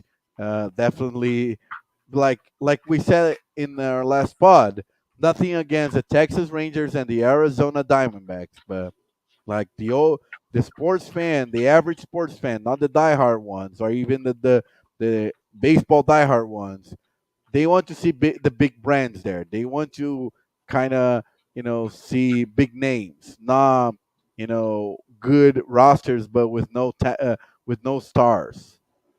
Yeah, and you have to kind of ask, can the MLB parlay this into some more momentum, or is Rob Manfred going to ruin all the momentum? I mean, I think one of the big things is they got to make baseball more accessible in terms of how you can watch it on TV, get rid of the blackouts and all that. But, at least having compelling championship matchups is a good place to start. Yeah, yeah, definitely. There's a lot of issues with the Major League Baseball, but they definitely got the World Series in the season they won it. Absolutely. Now, I do want to bring up just one quick NBA topic, real quick. And this has nothing to do with on the court, which, once again, why is the NBA more entertaining off the court than it is on the court?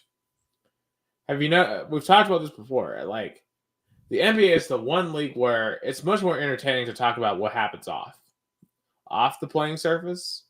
And we have another example right here. So we had a situation on Saturday at the Philadelphia 76ers game. They lost to Memphis by 17 on Saturday.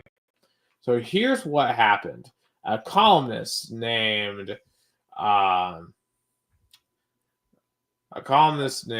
Marcus Hayes writes for the Philadelphia Inquirer. So he wrote this following passage. He said, quote, Joel Embiid constantly points to the birth of his son, Arthur, as the major inflection point in his basketball career. He often says he wants to be great, to leave a legacy for the boy named after his little brother, who tragically died in an automobile accident when Embiid was in his first year as a 76er. Well, in order to be great at your job, you have to first show up for work. Embiid has been great at just the opposite. Was what was wrote about Embiid in the I think that was too Inquirer. personal. I think that was an unnecessary way to point out that he is not being the most professional player. He, like, when you talk about family, that's a little bit overboard. Yeah, I mean that's a brutal line. Now, I've been extremely critical of Joel Embiid, but man, you can't bring up his dead brother. Yeah, you just can't. So on Saturday, what happened is after this loss, Embiid walked up to Hayes and told him, "You are going to see what I'm going to do to you if you talk about my brother or son again." And then Embiid pushed Hayes on the shoulder while the team's PR chief got between them. There was no punch made or attempted by Embiid. Oh my God! As somebody who's now a PR for sports team. Yeah, That's hold on. worst And I've nightmare. got and I got actually someone from a press conference here. So this is Joel Embiid speaking on the situation. When was it decided between the Olympics and today that you would be taking this approach and missing these games to start the season? It was never decided. Like I said, it's been everybody has been on the same page. If your body doesn't react well, and if your body tells you one thing, and there's I mean, I've done it. From what I can tell you, I've broken my face twice. I came back early with the risk of losing my vision. Uh, have broken fingers. I still came back. So I'm not gonna sit here and be like when I see people saying he doesn't want to play. I've been way too much. I've done way too much, for this city, and you know, putting myself at risk, for people to be saying that. So I do think it's bullshit. Like that dude, he's not here. Marcus, whatever his name is. I've done way too much for this fucking city to be treated like this. So um, done way too fucking much. But like I said, I wish I was as lucky as other ones, but that doesn't mean that I'm not trying and I'm not you know doing whatever it takes to be out there, which I'm gonna be here pretty soon. Joe, in terms of weeks when you Yeah, so I just as a PR guy, what do you think about all that? I mean, you definitely don't want. It definitely. I mean, I've been around athletes, especially now working, and they definitely because I feel like when you mention family, that's go overboard. Like you can criticize the way he's playing. Of course, nobody loves to be criticized, but don't don't put, especially a tragic incident that involves family.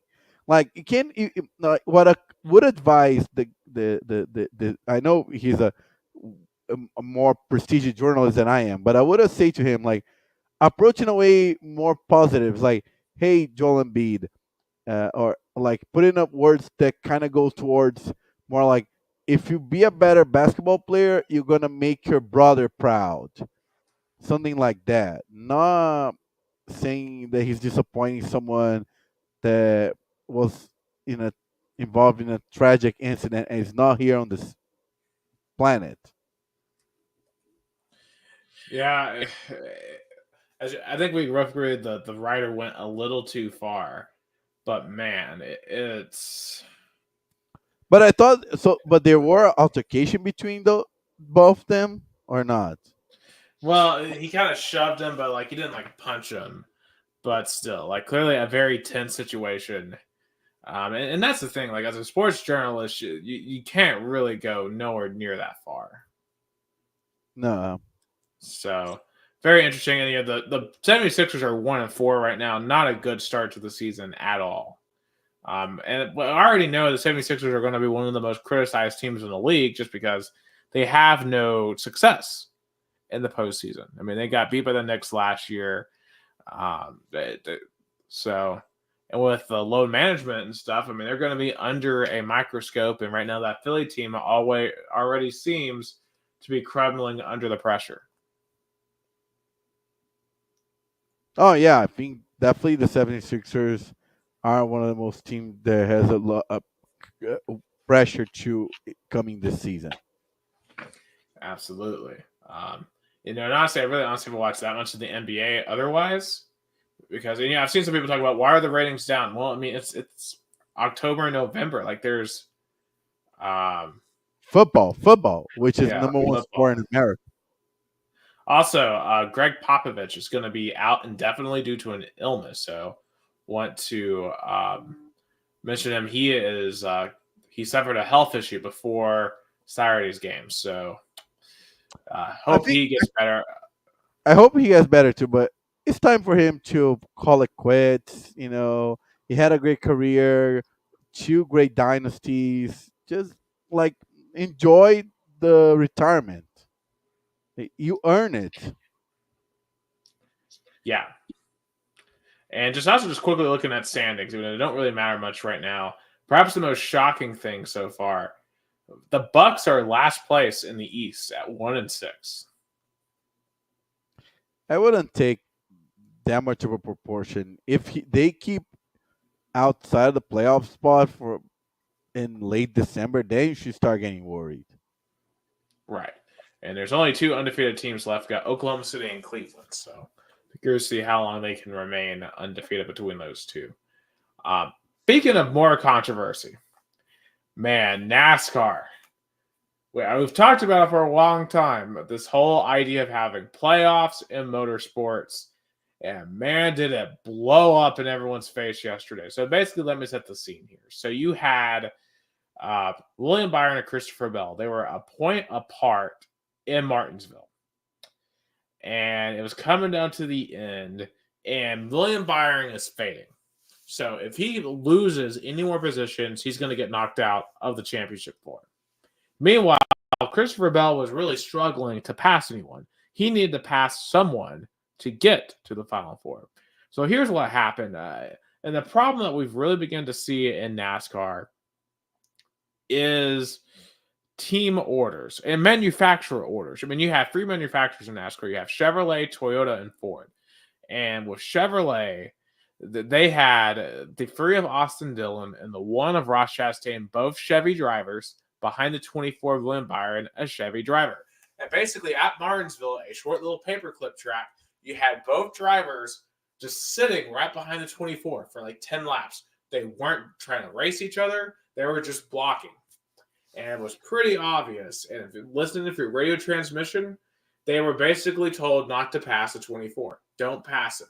Meanwhile, Bubba Wallace of the 23, who is a Toyota driver, also, the same manufacturer as Christopher Bell of the 20, he claims to have a tire going down and just mysteriously slows up. And Christopher Bell passes him and gasses it up and then wall rides. Kind of similar to 2 years ago. I don't know if you remember this, Gus, when Ross Chastain did it at Martinsville. It was called the Hell Melon, one of the most iconic moves in NASCAR history at this point. NASCAR banned that move after that race. And after this race was over, Isabella had passed Bubba Wallace to take the playoff spot. They took it away from him because they're like, you can't wall ride. You can't hit the wall intentionally and then gas up to drive on it for quote unquote safety concerns. They took the spot away from Christopher Bell. William Byron is joining Ryan Blaney, who won yesterday's race, fair and square, and then Joey Logano and Tyler Reddick to be the Final Four in Phoenix. But man, this whole ending of the race was a joke. You had 5 drivers basically cheating in this race. Yeah. At the end. I don't NASCAR, I understand the entertainment value. I'm not going to sit here and act like it wasn't entertaining. But in terms of an actual serious competition, it's a joke. That they need to get rid of the playoffs if they want to be. They need to determine: do you want to add an actual sport and determine a fair champion? Which with this playoff format, you just can't. I mean, Joey Logano, who's racing for a championship this week, would be 17th in a normal point standings. He does not deserve to be anywhere close to a title. In fact, the top 4 drivers in the old school Winston Cup format, in the season-long format, like every other motorsport in the world, IndyCar, F1, motocross, are not racing for a championship this week in Phoenix. I mean, literally, they have nerfed their entire season from a championship perspective. Like, and granted, I just enjoy racing, so like I watch racing without thinking about the championship. But it's sad because I want to care about championship, but I can't because this format is a disaster. Yeah, it's a total disaster. Like NASCAR is gonna have to find better ways to make it a playoff. I mean, I would say like race only cars that make it to the playoffs. Like you don't put teams that are not in the playoffs in the playoffs. like games or so. Either you stick to playoffs and just keep the cars that are in the competition, or go like F1 and IndyCar and do like most points. Yeah, I mean that's what they need to do is go F1 IndyCar. I have a feeling NASCAR doesn't really want to do that. But man, it's just dumb. And as for who wins this week at Phoenix, it feels like we're going for a very, very controversial finish this year. Probably the most deserving out of these four is probably Tyler Reddick. But Joey Logano, just because that will be the most controversial winner because of how bad he was all year, just to get breaks all the way throughout the season. Remember back at the round of 12, rather, he should have been eliminated, but got a second chance because Alex Bowman got DQ'd for questionable reasons after a race. And then he went on to win the very next race. So, man, this is turning into an ugly finish for NASCAR. And it's a situation where you could lose fans over this, right? Because, like, if people aren't invested in the championship, it's hard to keep them coming back. So I don't know what they can do, but they need to get rid of the playoffs because it ain't working. Now, moving on to the last American topic, MLS Cup. So transition into a lot more soccer. So far in the West, we have the Seattle beat Houston in 2 games to none, so they're to the semis. And we have our first Western semifinal match. We're going to have Minnesota and the LA Galaxy. Minnesota beat Real Salt Lake, and LA beat the Colorado Rapids. Seattle is waiting on the winner of LAFC and Vancouver in a game 3 in Los Angeles. Vancouver won game 2 3-0. In the East, we only have one team through to the semis, and that's Red Bull New York. They beat Columbus in 2 games. We're waiting on the winners of Cincinnati, New York City FC. And then the top half, we got Miami and Atlanta going to a game 3. Man, Messi going to an elimination game. We'll see. It'll be very interesting to see what happens there. Man, you have a feeling MLS is going to have to rig this somehow, right? For Messi. They can't lose Messi in the first round. The referee on this game, the Atlanta United fans are going to be so much watching out because, as you point out, Major League Soccer would definitely want to push Messi further into the playoffs. And imagine if Messi and Inter Miami plays Orlando City. That would be a perfect matchup. 2 big brands from Florida. That would be a dream scenario. And imagine if then New York City FC advances. Then you have Miami, Orlando, NYCFC, and New York Rebels. That would be the dream scenario for the MLS in the semis. Like you have Central Florida, you have like Florida and New York. Yeah. So it'll be very interesting to see as well. See who wins it all. I don't really know who's going to win it all, but we're going to see how far Messi goes. Also, it's USL Cup is ongoing as well. And unfortunately, our Indy 11 did not advance past Rhode Island. They dropped 3-2. And we understand, Jason was talking about this very controversial game. Apparently, one of their players is an absolute punk and spat on one of their fans at Indy 11. So, yeah. But the 8 teams remaining are Colorado Springs Switchbacks, Orange County SC, Louisville City FC, Rhode Island, New Mexico United, Las Vegas Lights, the Charleston Battery, and the Tampa Bay Rowdies. But even though, I know Indy 11 season's over, but they had an insane season. Going to the semifinals of the U.S. Open Cup. Just being there in person for the quarterfinal match. After it's only Indy 11 game I've been to. That was an insane experience, and I only could imagine what it felt like for all the lifelong fans. That was historical.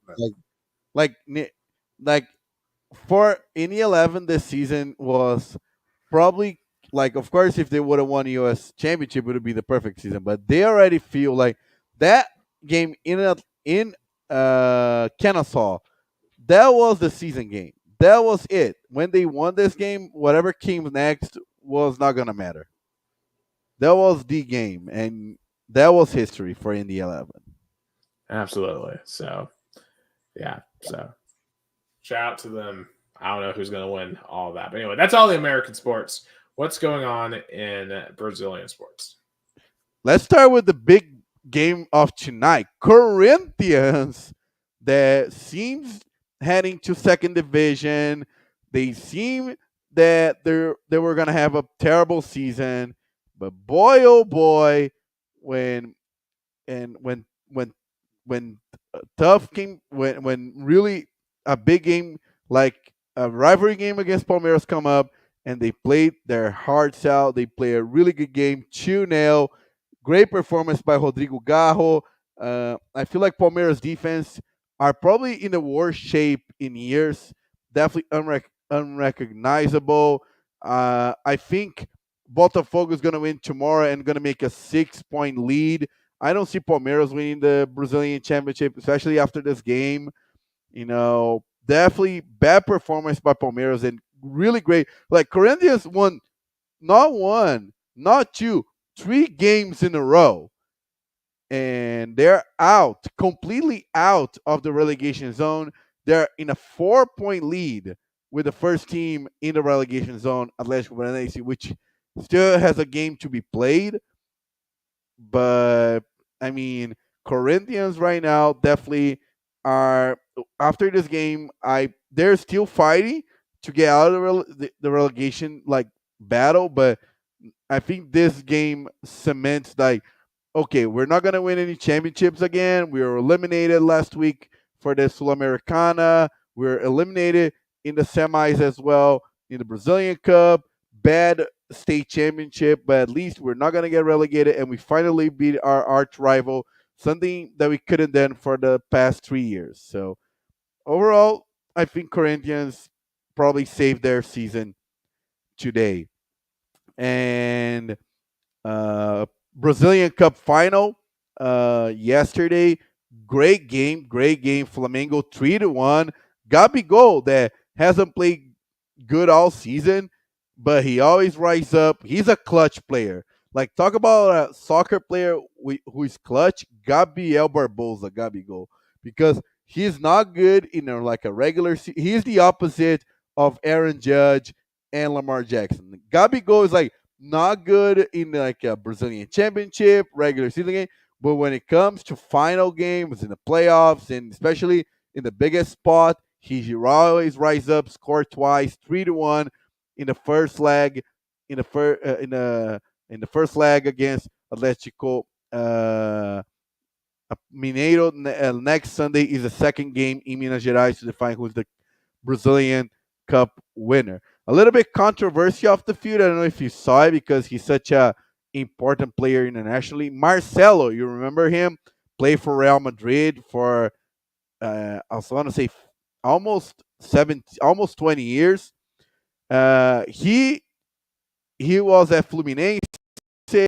He joined last year. Of course, he was part of the team that won the Libertadores, but his time at his childhood team came to an end last Friday. He was gonna be subbed in, but he was talking to the coach, but apparently he said something that the coach had enough and told him to go back to the bench. He was not gonna put him back, and then the front office decided that he was not going to get his contract renewed at the end of the season because his contract was going to finish in December, and they already even decided to part ways, which is sad because Marcelo definitely was a very important player for Fluminense to win the Libertadores, after being so many years in Europe and being one of the most important players in Real Madrid for almost 20 years, and coming back to Brazil to a team that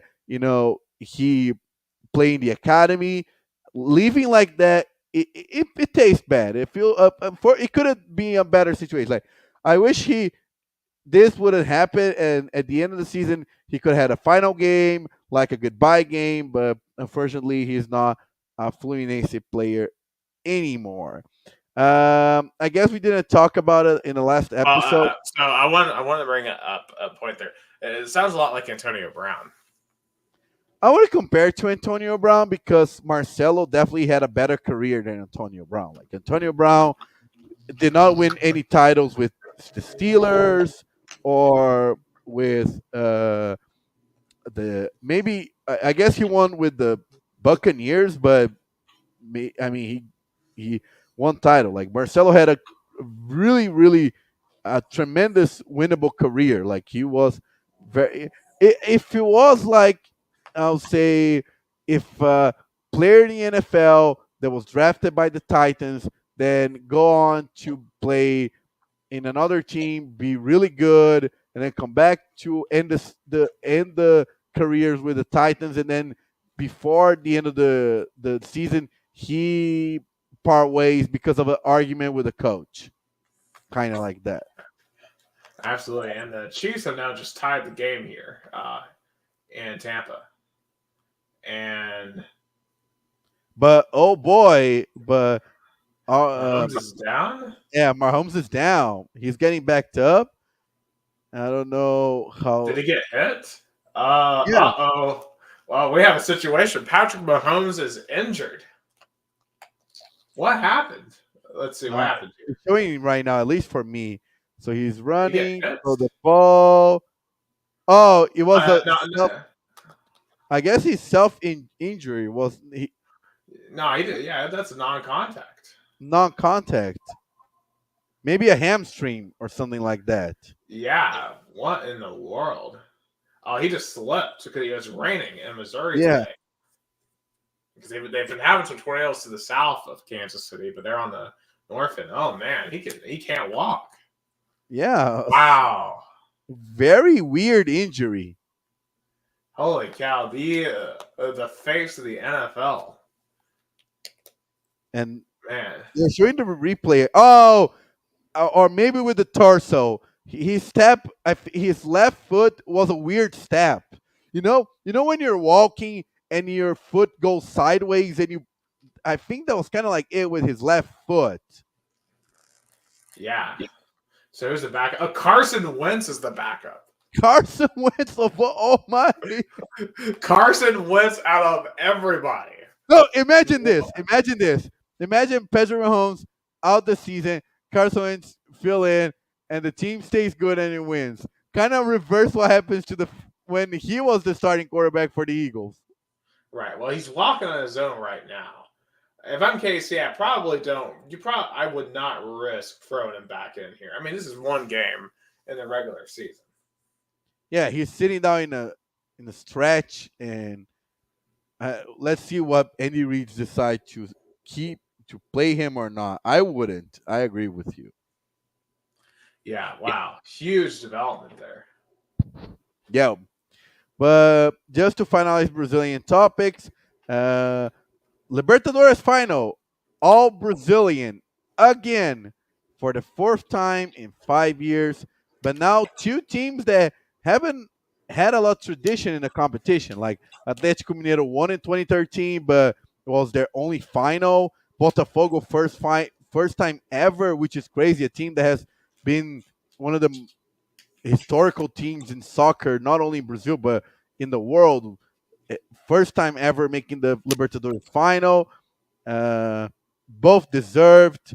It's going to be a really great final in Argentina, which is ludicrous that the CONMEBOL picks the place of the final in not wait for like to find who the teams are, but the Buenos Aires is going to see an all Brazilian final, which is ironic because Argentinians are going to be like, do we really have to see two Brazilian teams one of them celebrating a title in our land? That must be painful. Yeah, that would suck. Copa Sulamericana, which is the Europa League of South America, almost went all Brazilian final again. Cruzeiro advanced, but Corinthians lost on the road, and then Racing from Argentina made it to the final. And last but not least, also racing Formula One in Sao Paulo, but it always happens. I feel like there's no escape. When there's Formula One in Sao Paulo, it rains, rain, rain. They had to change the time for the qualifying, for the race. And Max Verstappen, really great, impressive win. But the most emotional, I think, moment was when Lewis Hamilton drove the replica of the McLaren that Ayrton Senna drove in the 90s. That was a really emotional moment because Lewis Hamilton have kind of developed a connection with the Brazilian racing fan base, and definitely driving the car of the biggest name of Brazilian racing in history. Definitely was a very emotional moment in Sao Paulo. Yeah, absolutely. I mean, absolutely. Senna will forever be a legend for sure. Like how basically Dale Earnhardt is to NASCAR. Yeah. Oh yeah. Oh yeah. No doubt Absolutely. about it. Well, before we cop off here, Mahomes is walking around on the sideline. He might still, he's smiling, so hey, maybe he'll go in the next round. So I'll be Andy curious to see what Andy Reid had a brief conversation with him, maybe to check on him. Absolutely. I'll be curious to see what the decision is here. But considering now that we're on a 2-hour difference, which, hey, by the way, America, can we please stop messing with the time? It's 2024. But it's funny that in Brazil, we're discussing the return of the daylight saving time. There's a really discussion about the Brazilian government to go because Brazil kind of in the Bolsonaro tenure ended the daylight saving time, but Lula's cabinet, especially the energy minister, kind of wants to push to come back daylight saving time because of the savings and a lack and a reduction of energy use. I don't know. I mean, the sunlight is the same no matter what time of day it is. I would like one extra hour of sunlight at the end than at the beginning. But hey, at least this podcast will always be sunny because this is the only American and Brazilian sports podcast in the world. It's two countries, two Americas, all sports. For Gustavo Tomazeli down in America, South Brazil, I'm Nick Hiller from Chattanooga, Tennessee, United States. Just real quick to all my Americans, no matter who wins tomorrow or whoever, whenever later this week, please stay calm, treat each other nice. It is not worth breaking friendships over politics. I am Nick Hill. You have a great week. And if you haven't voted yet tomorrow in America, please go out and vote. It's your right.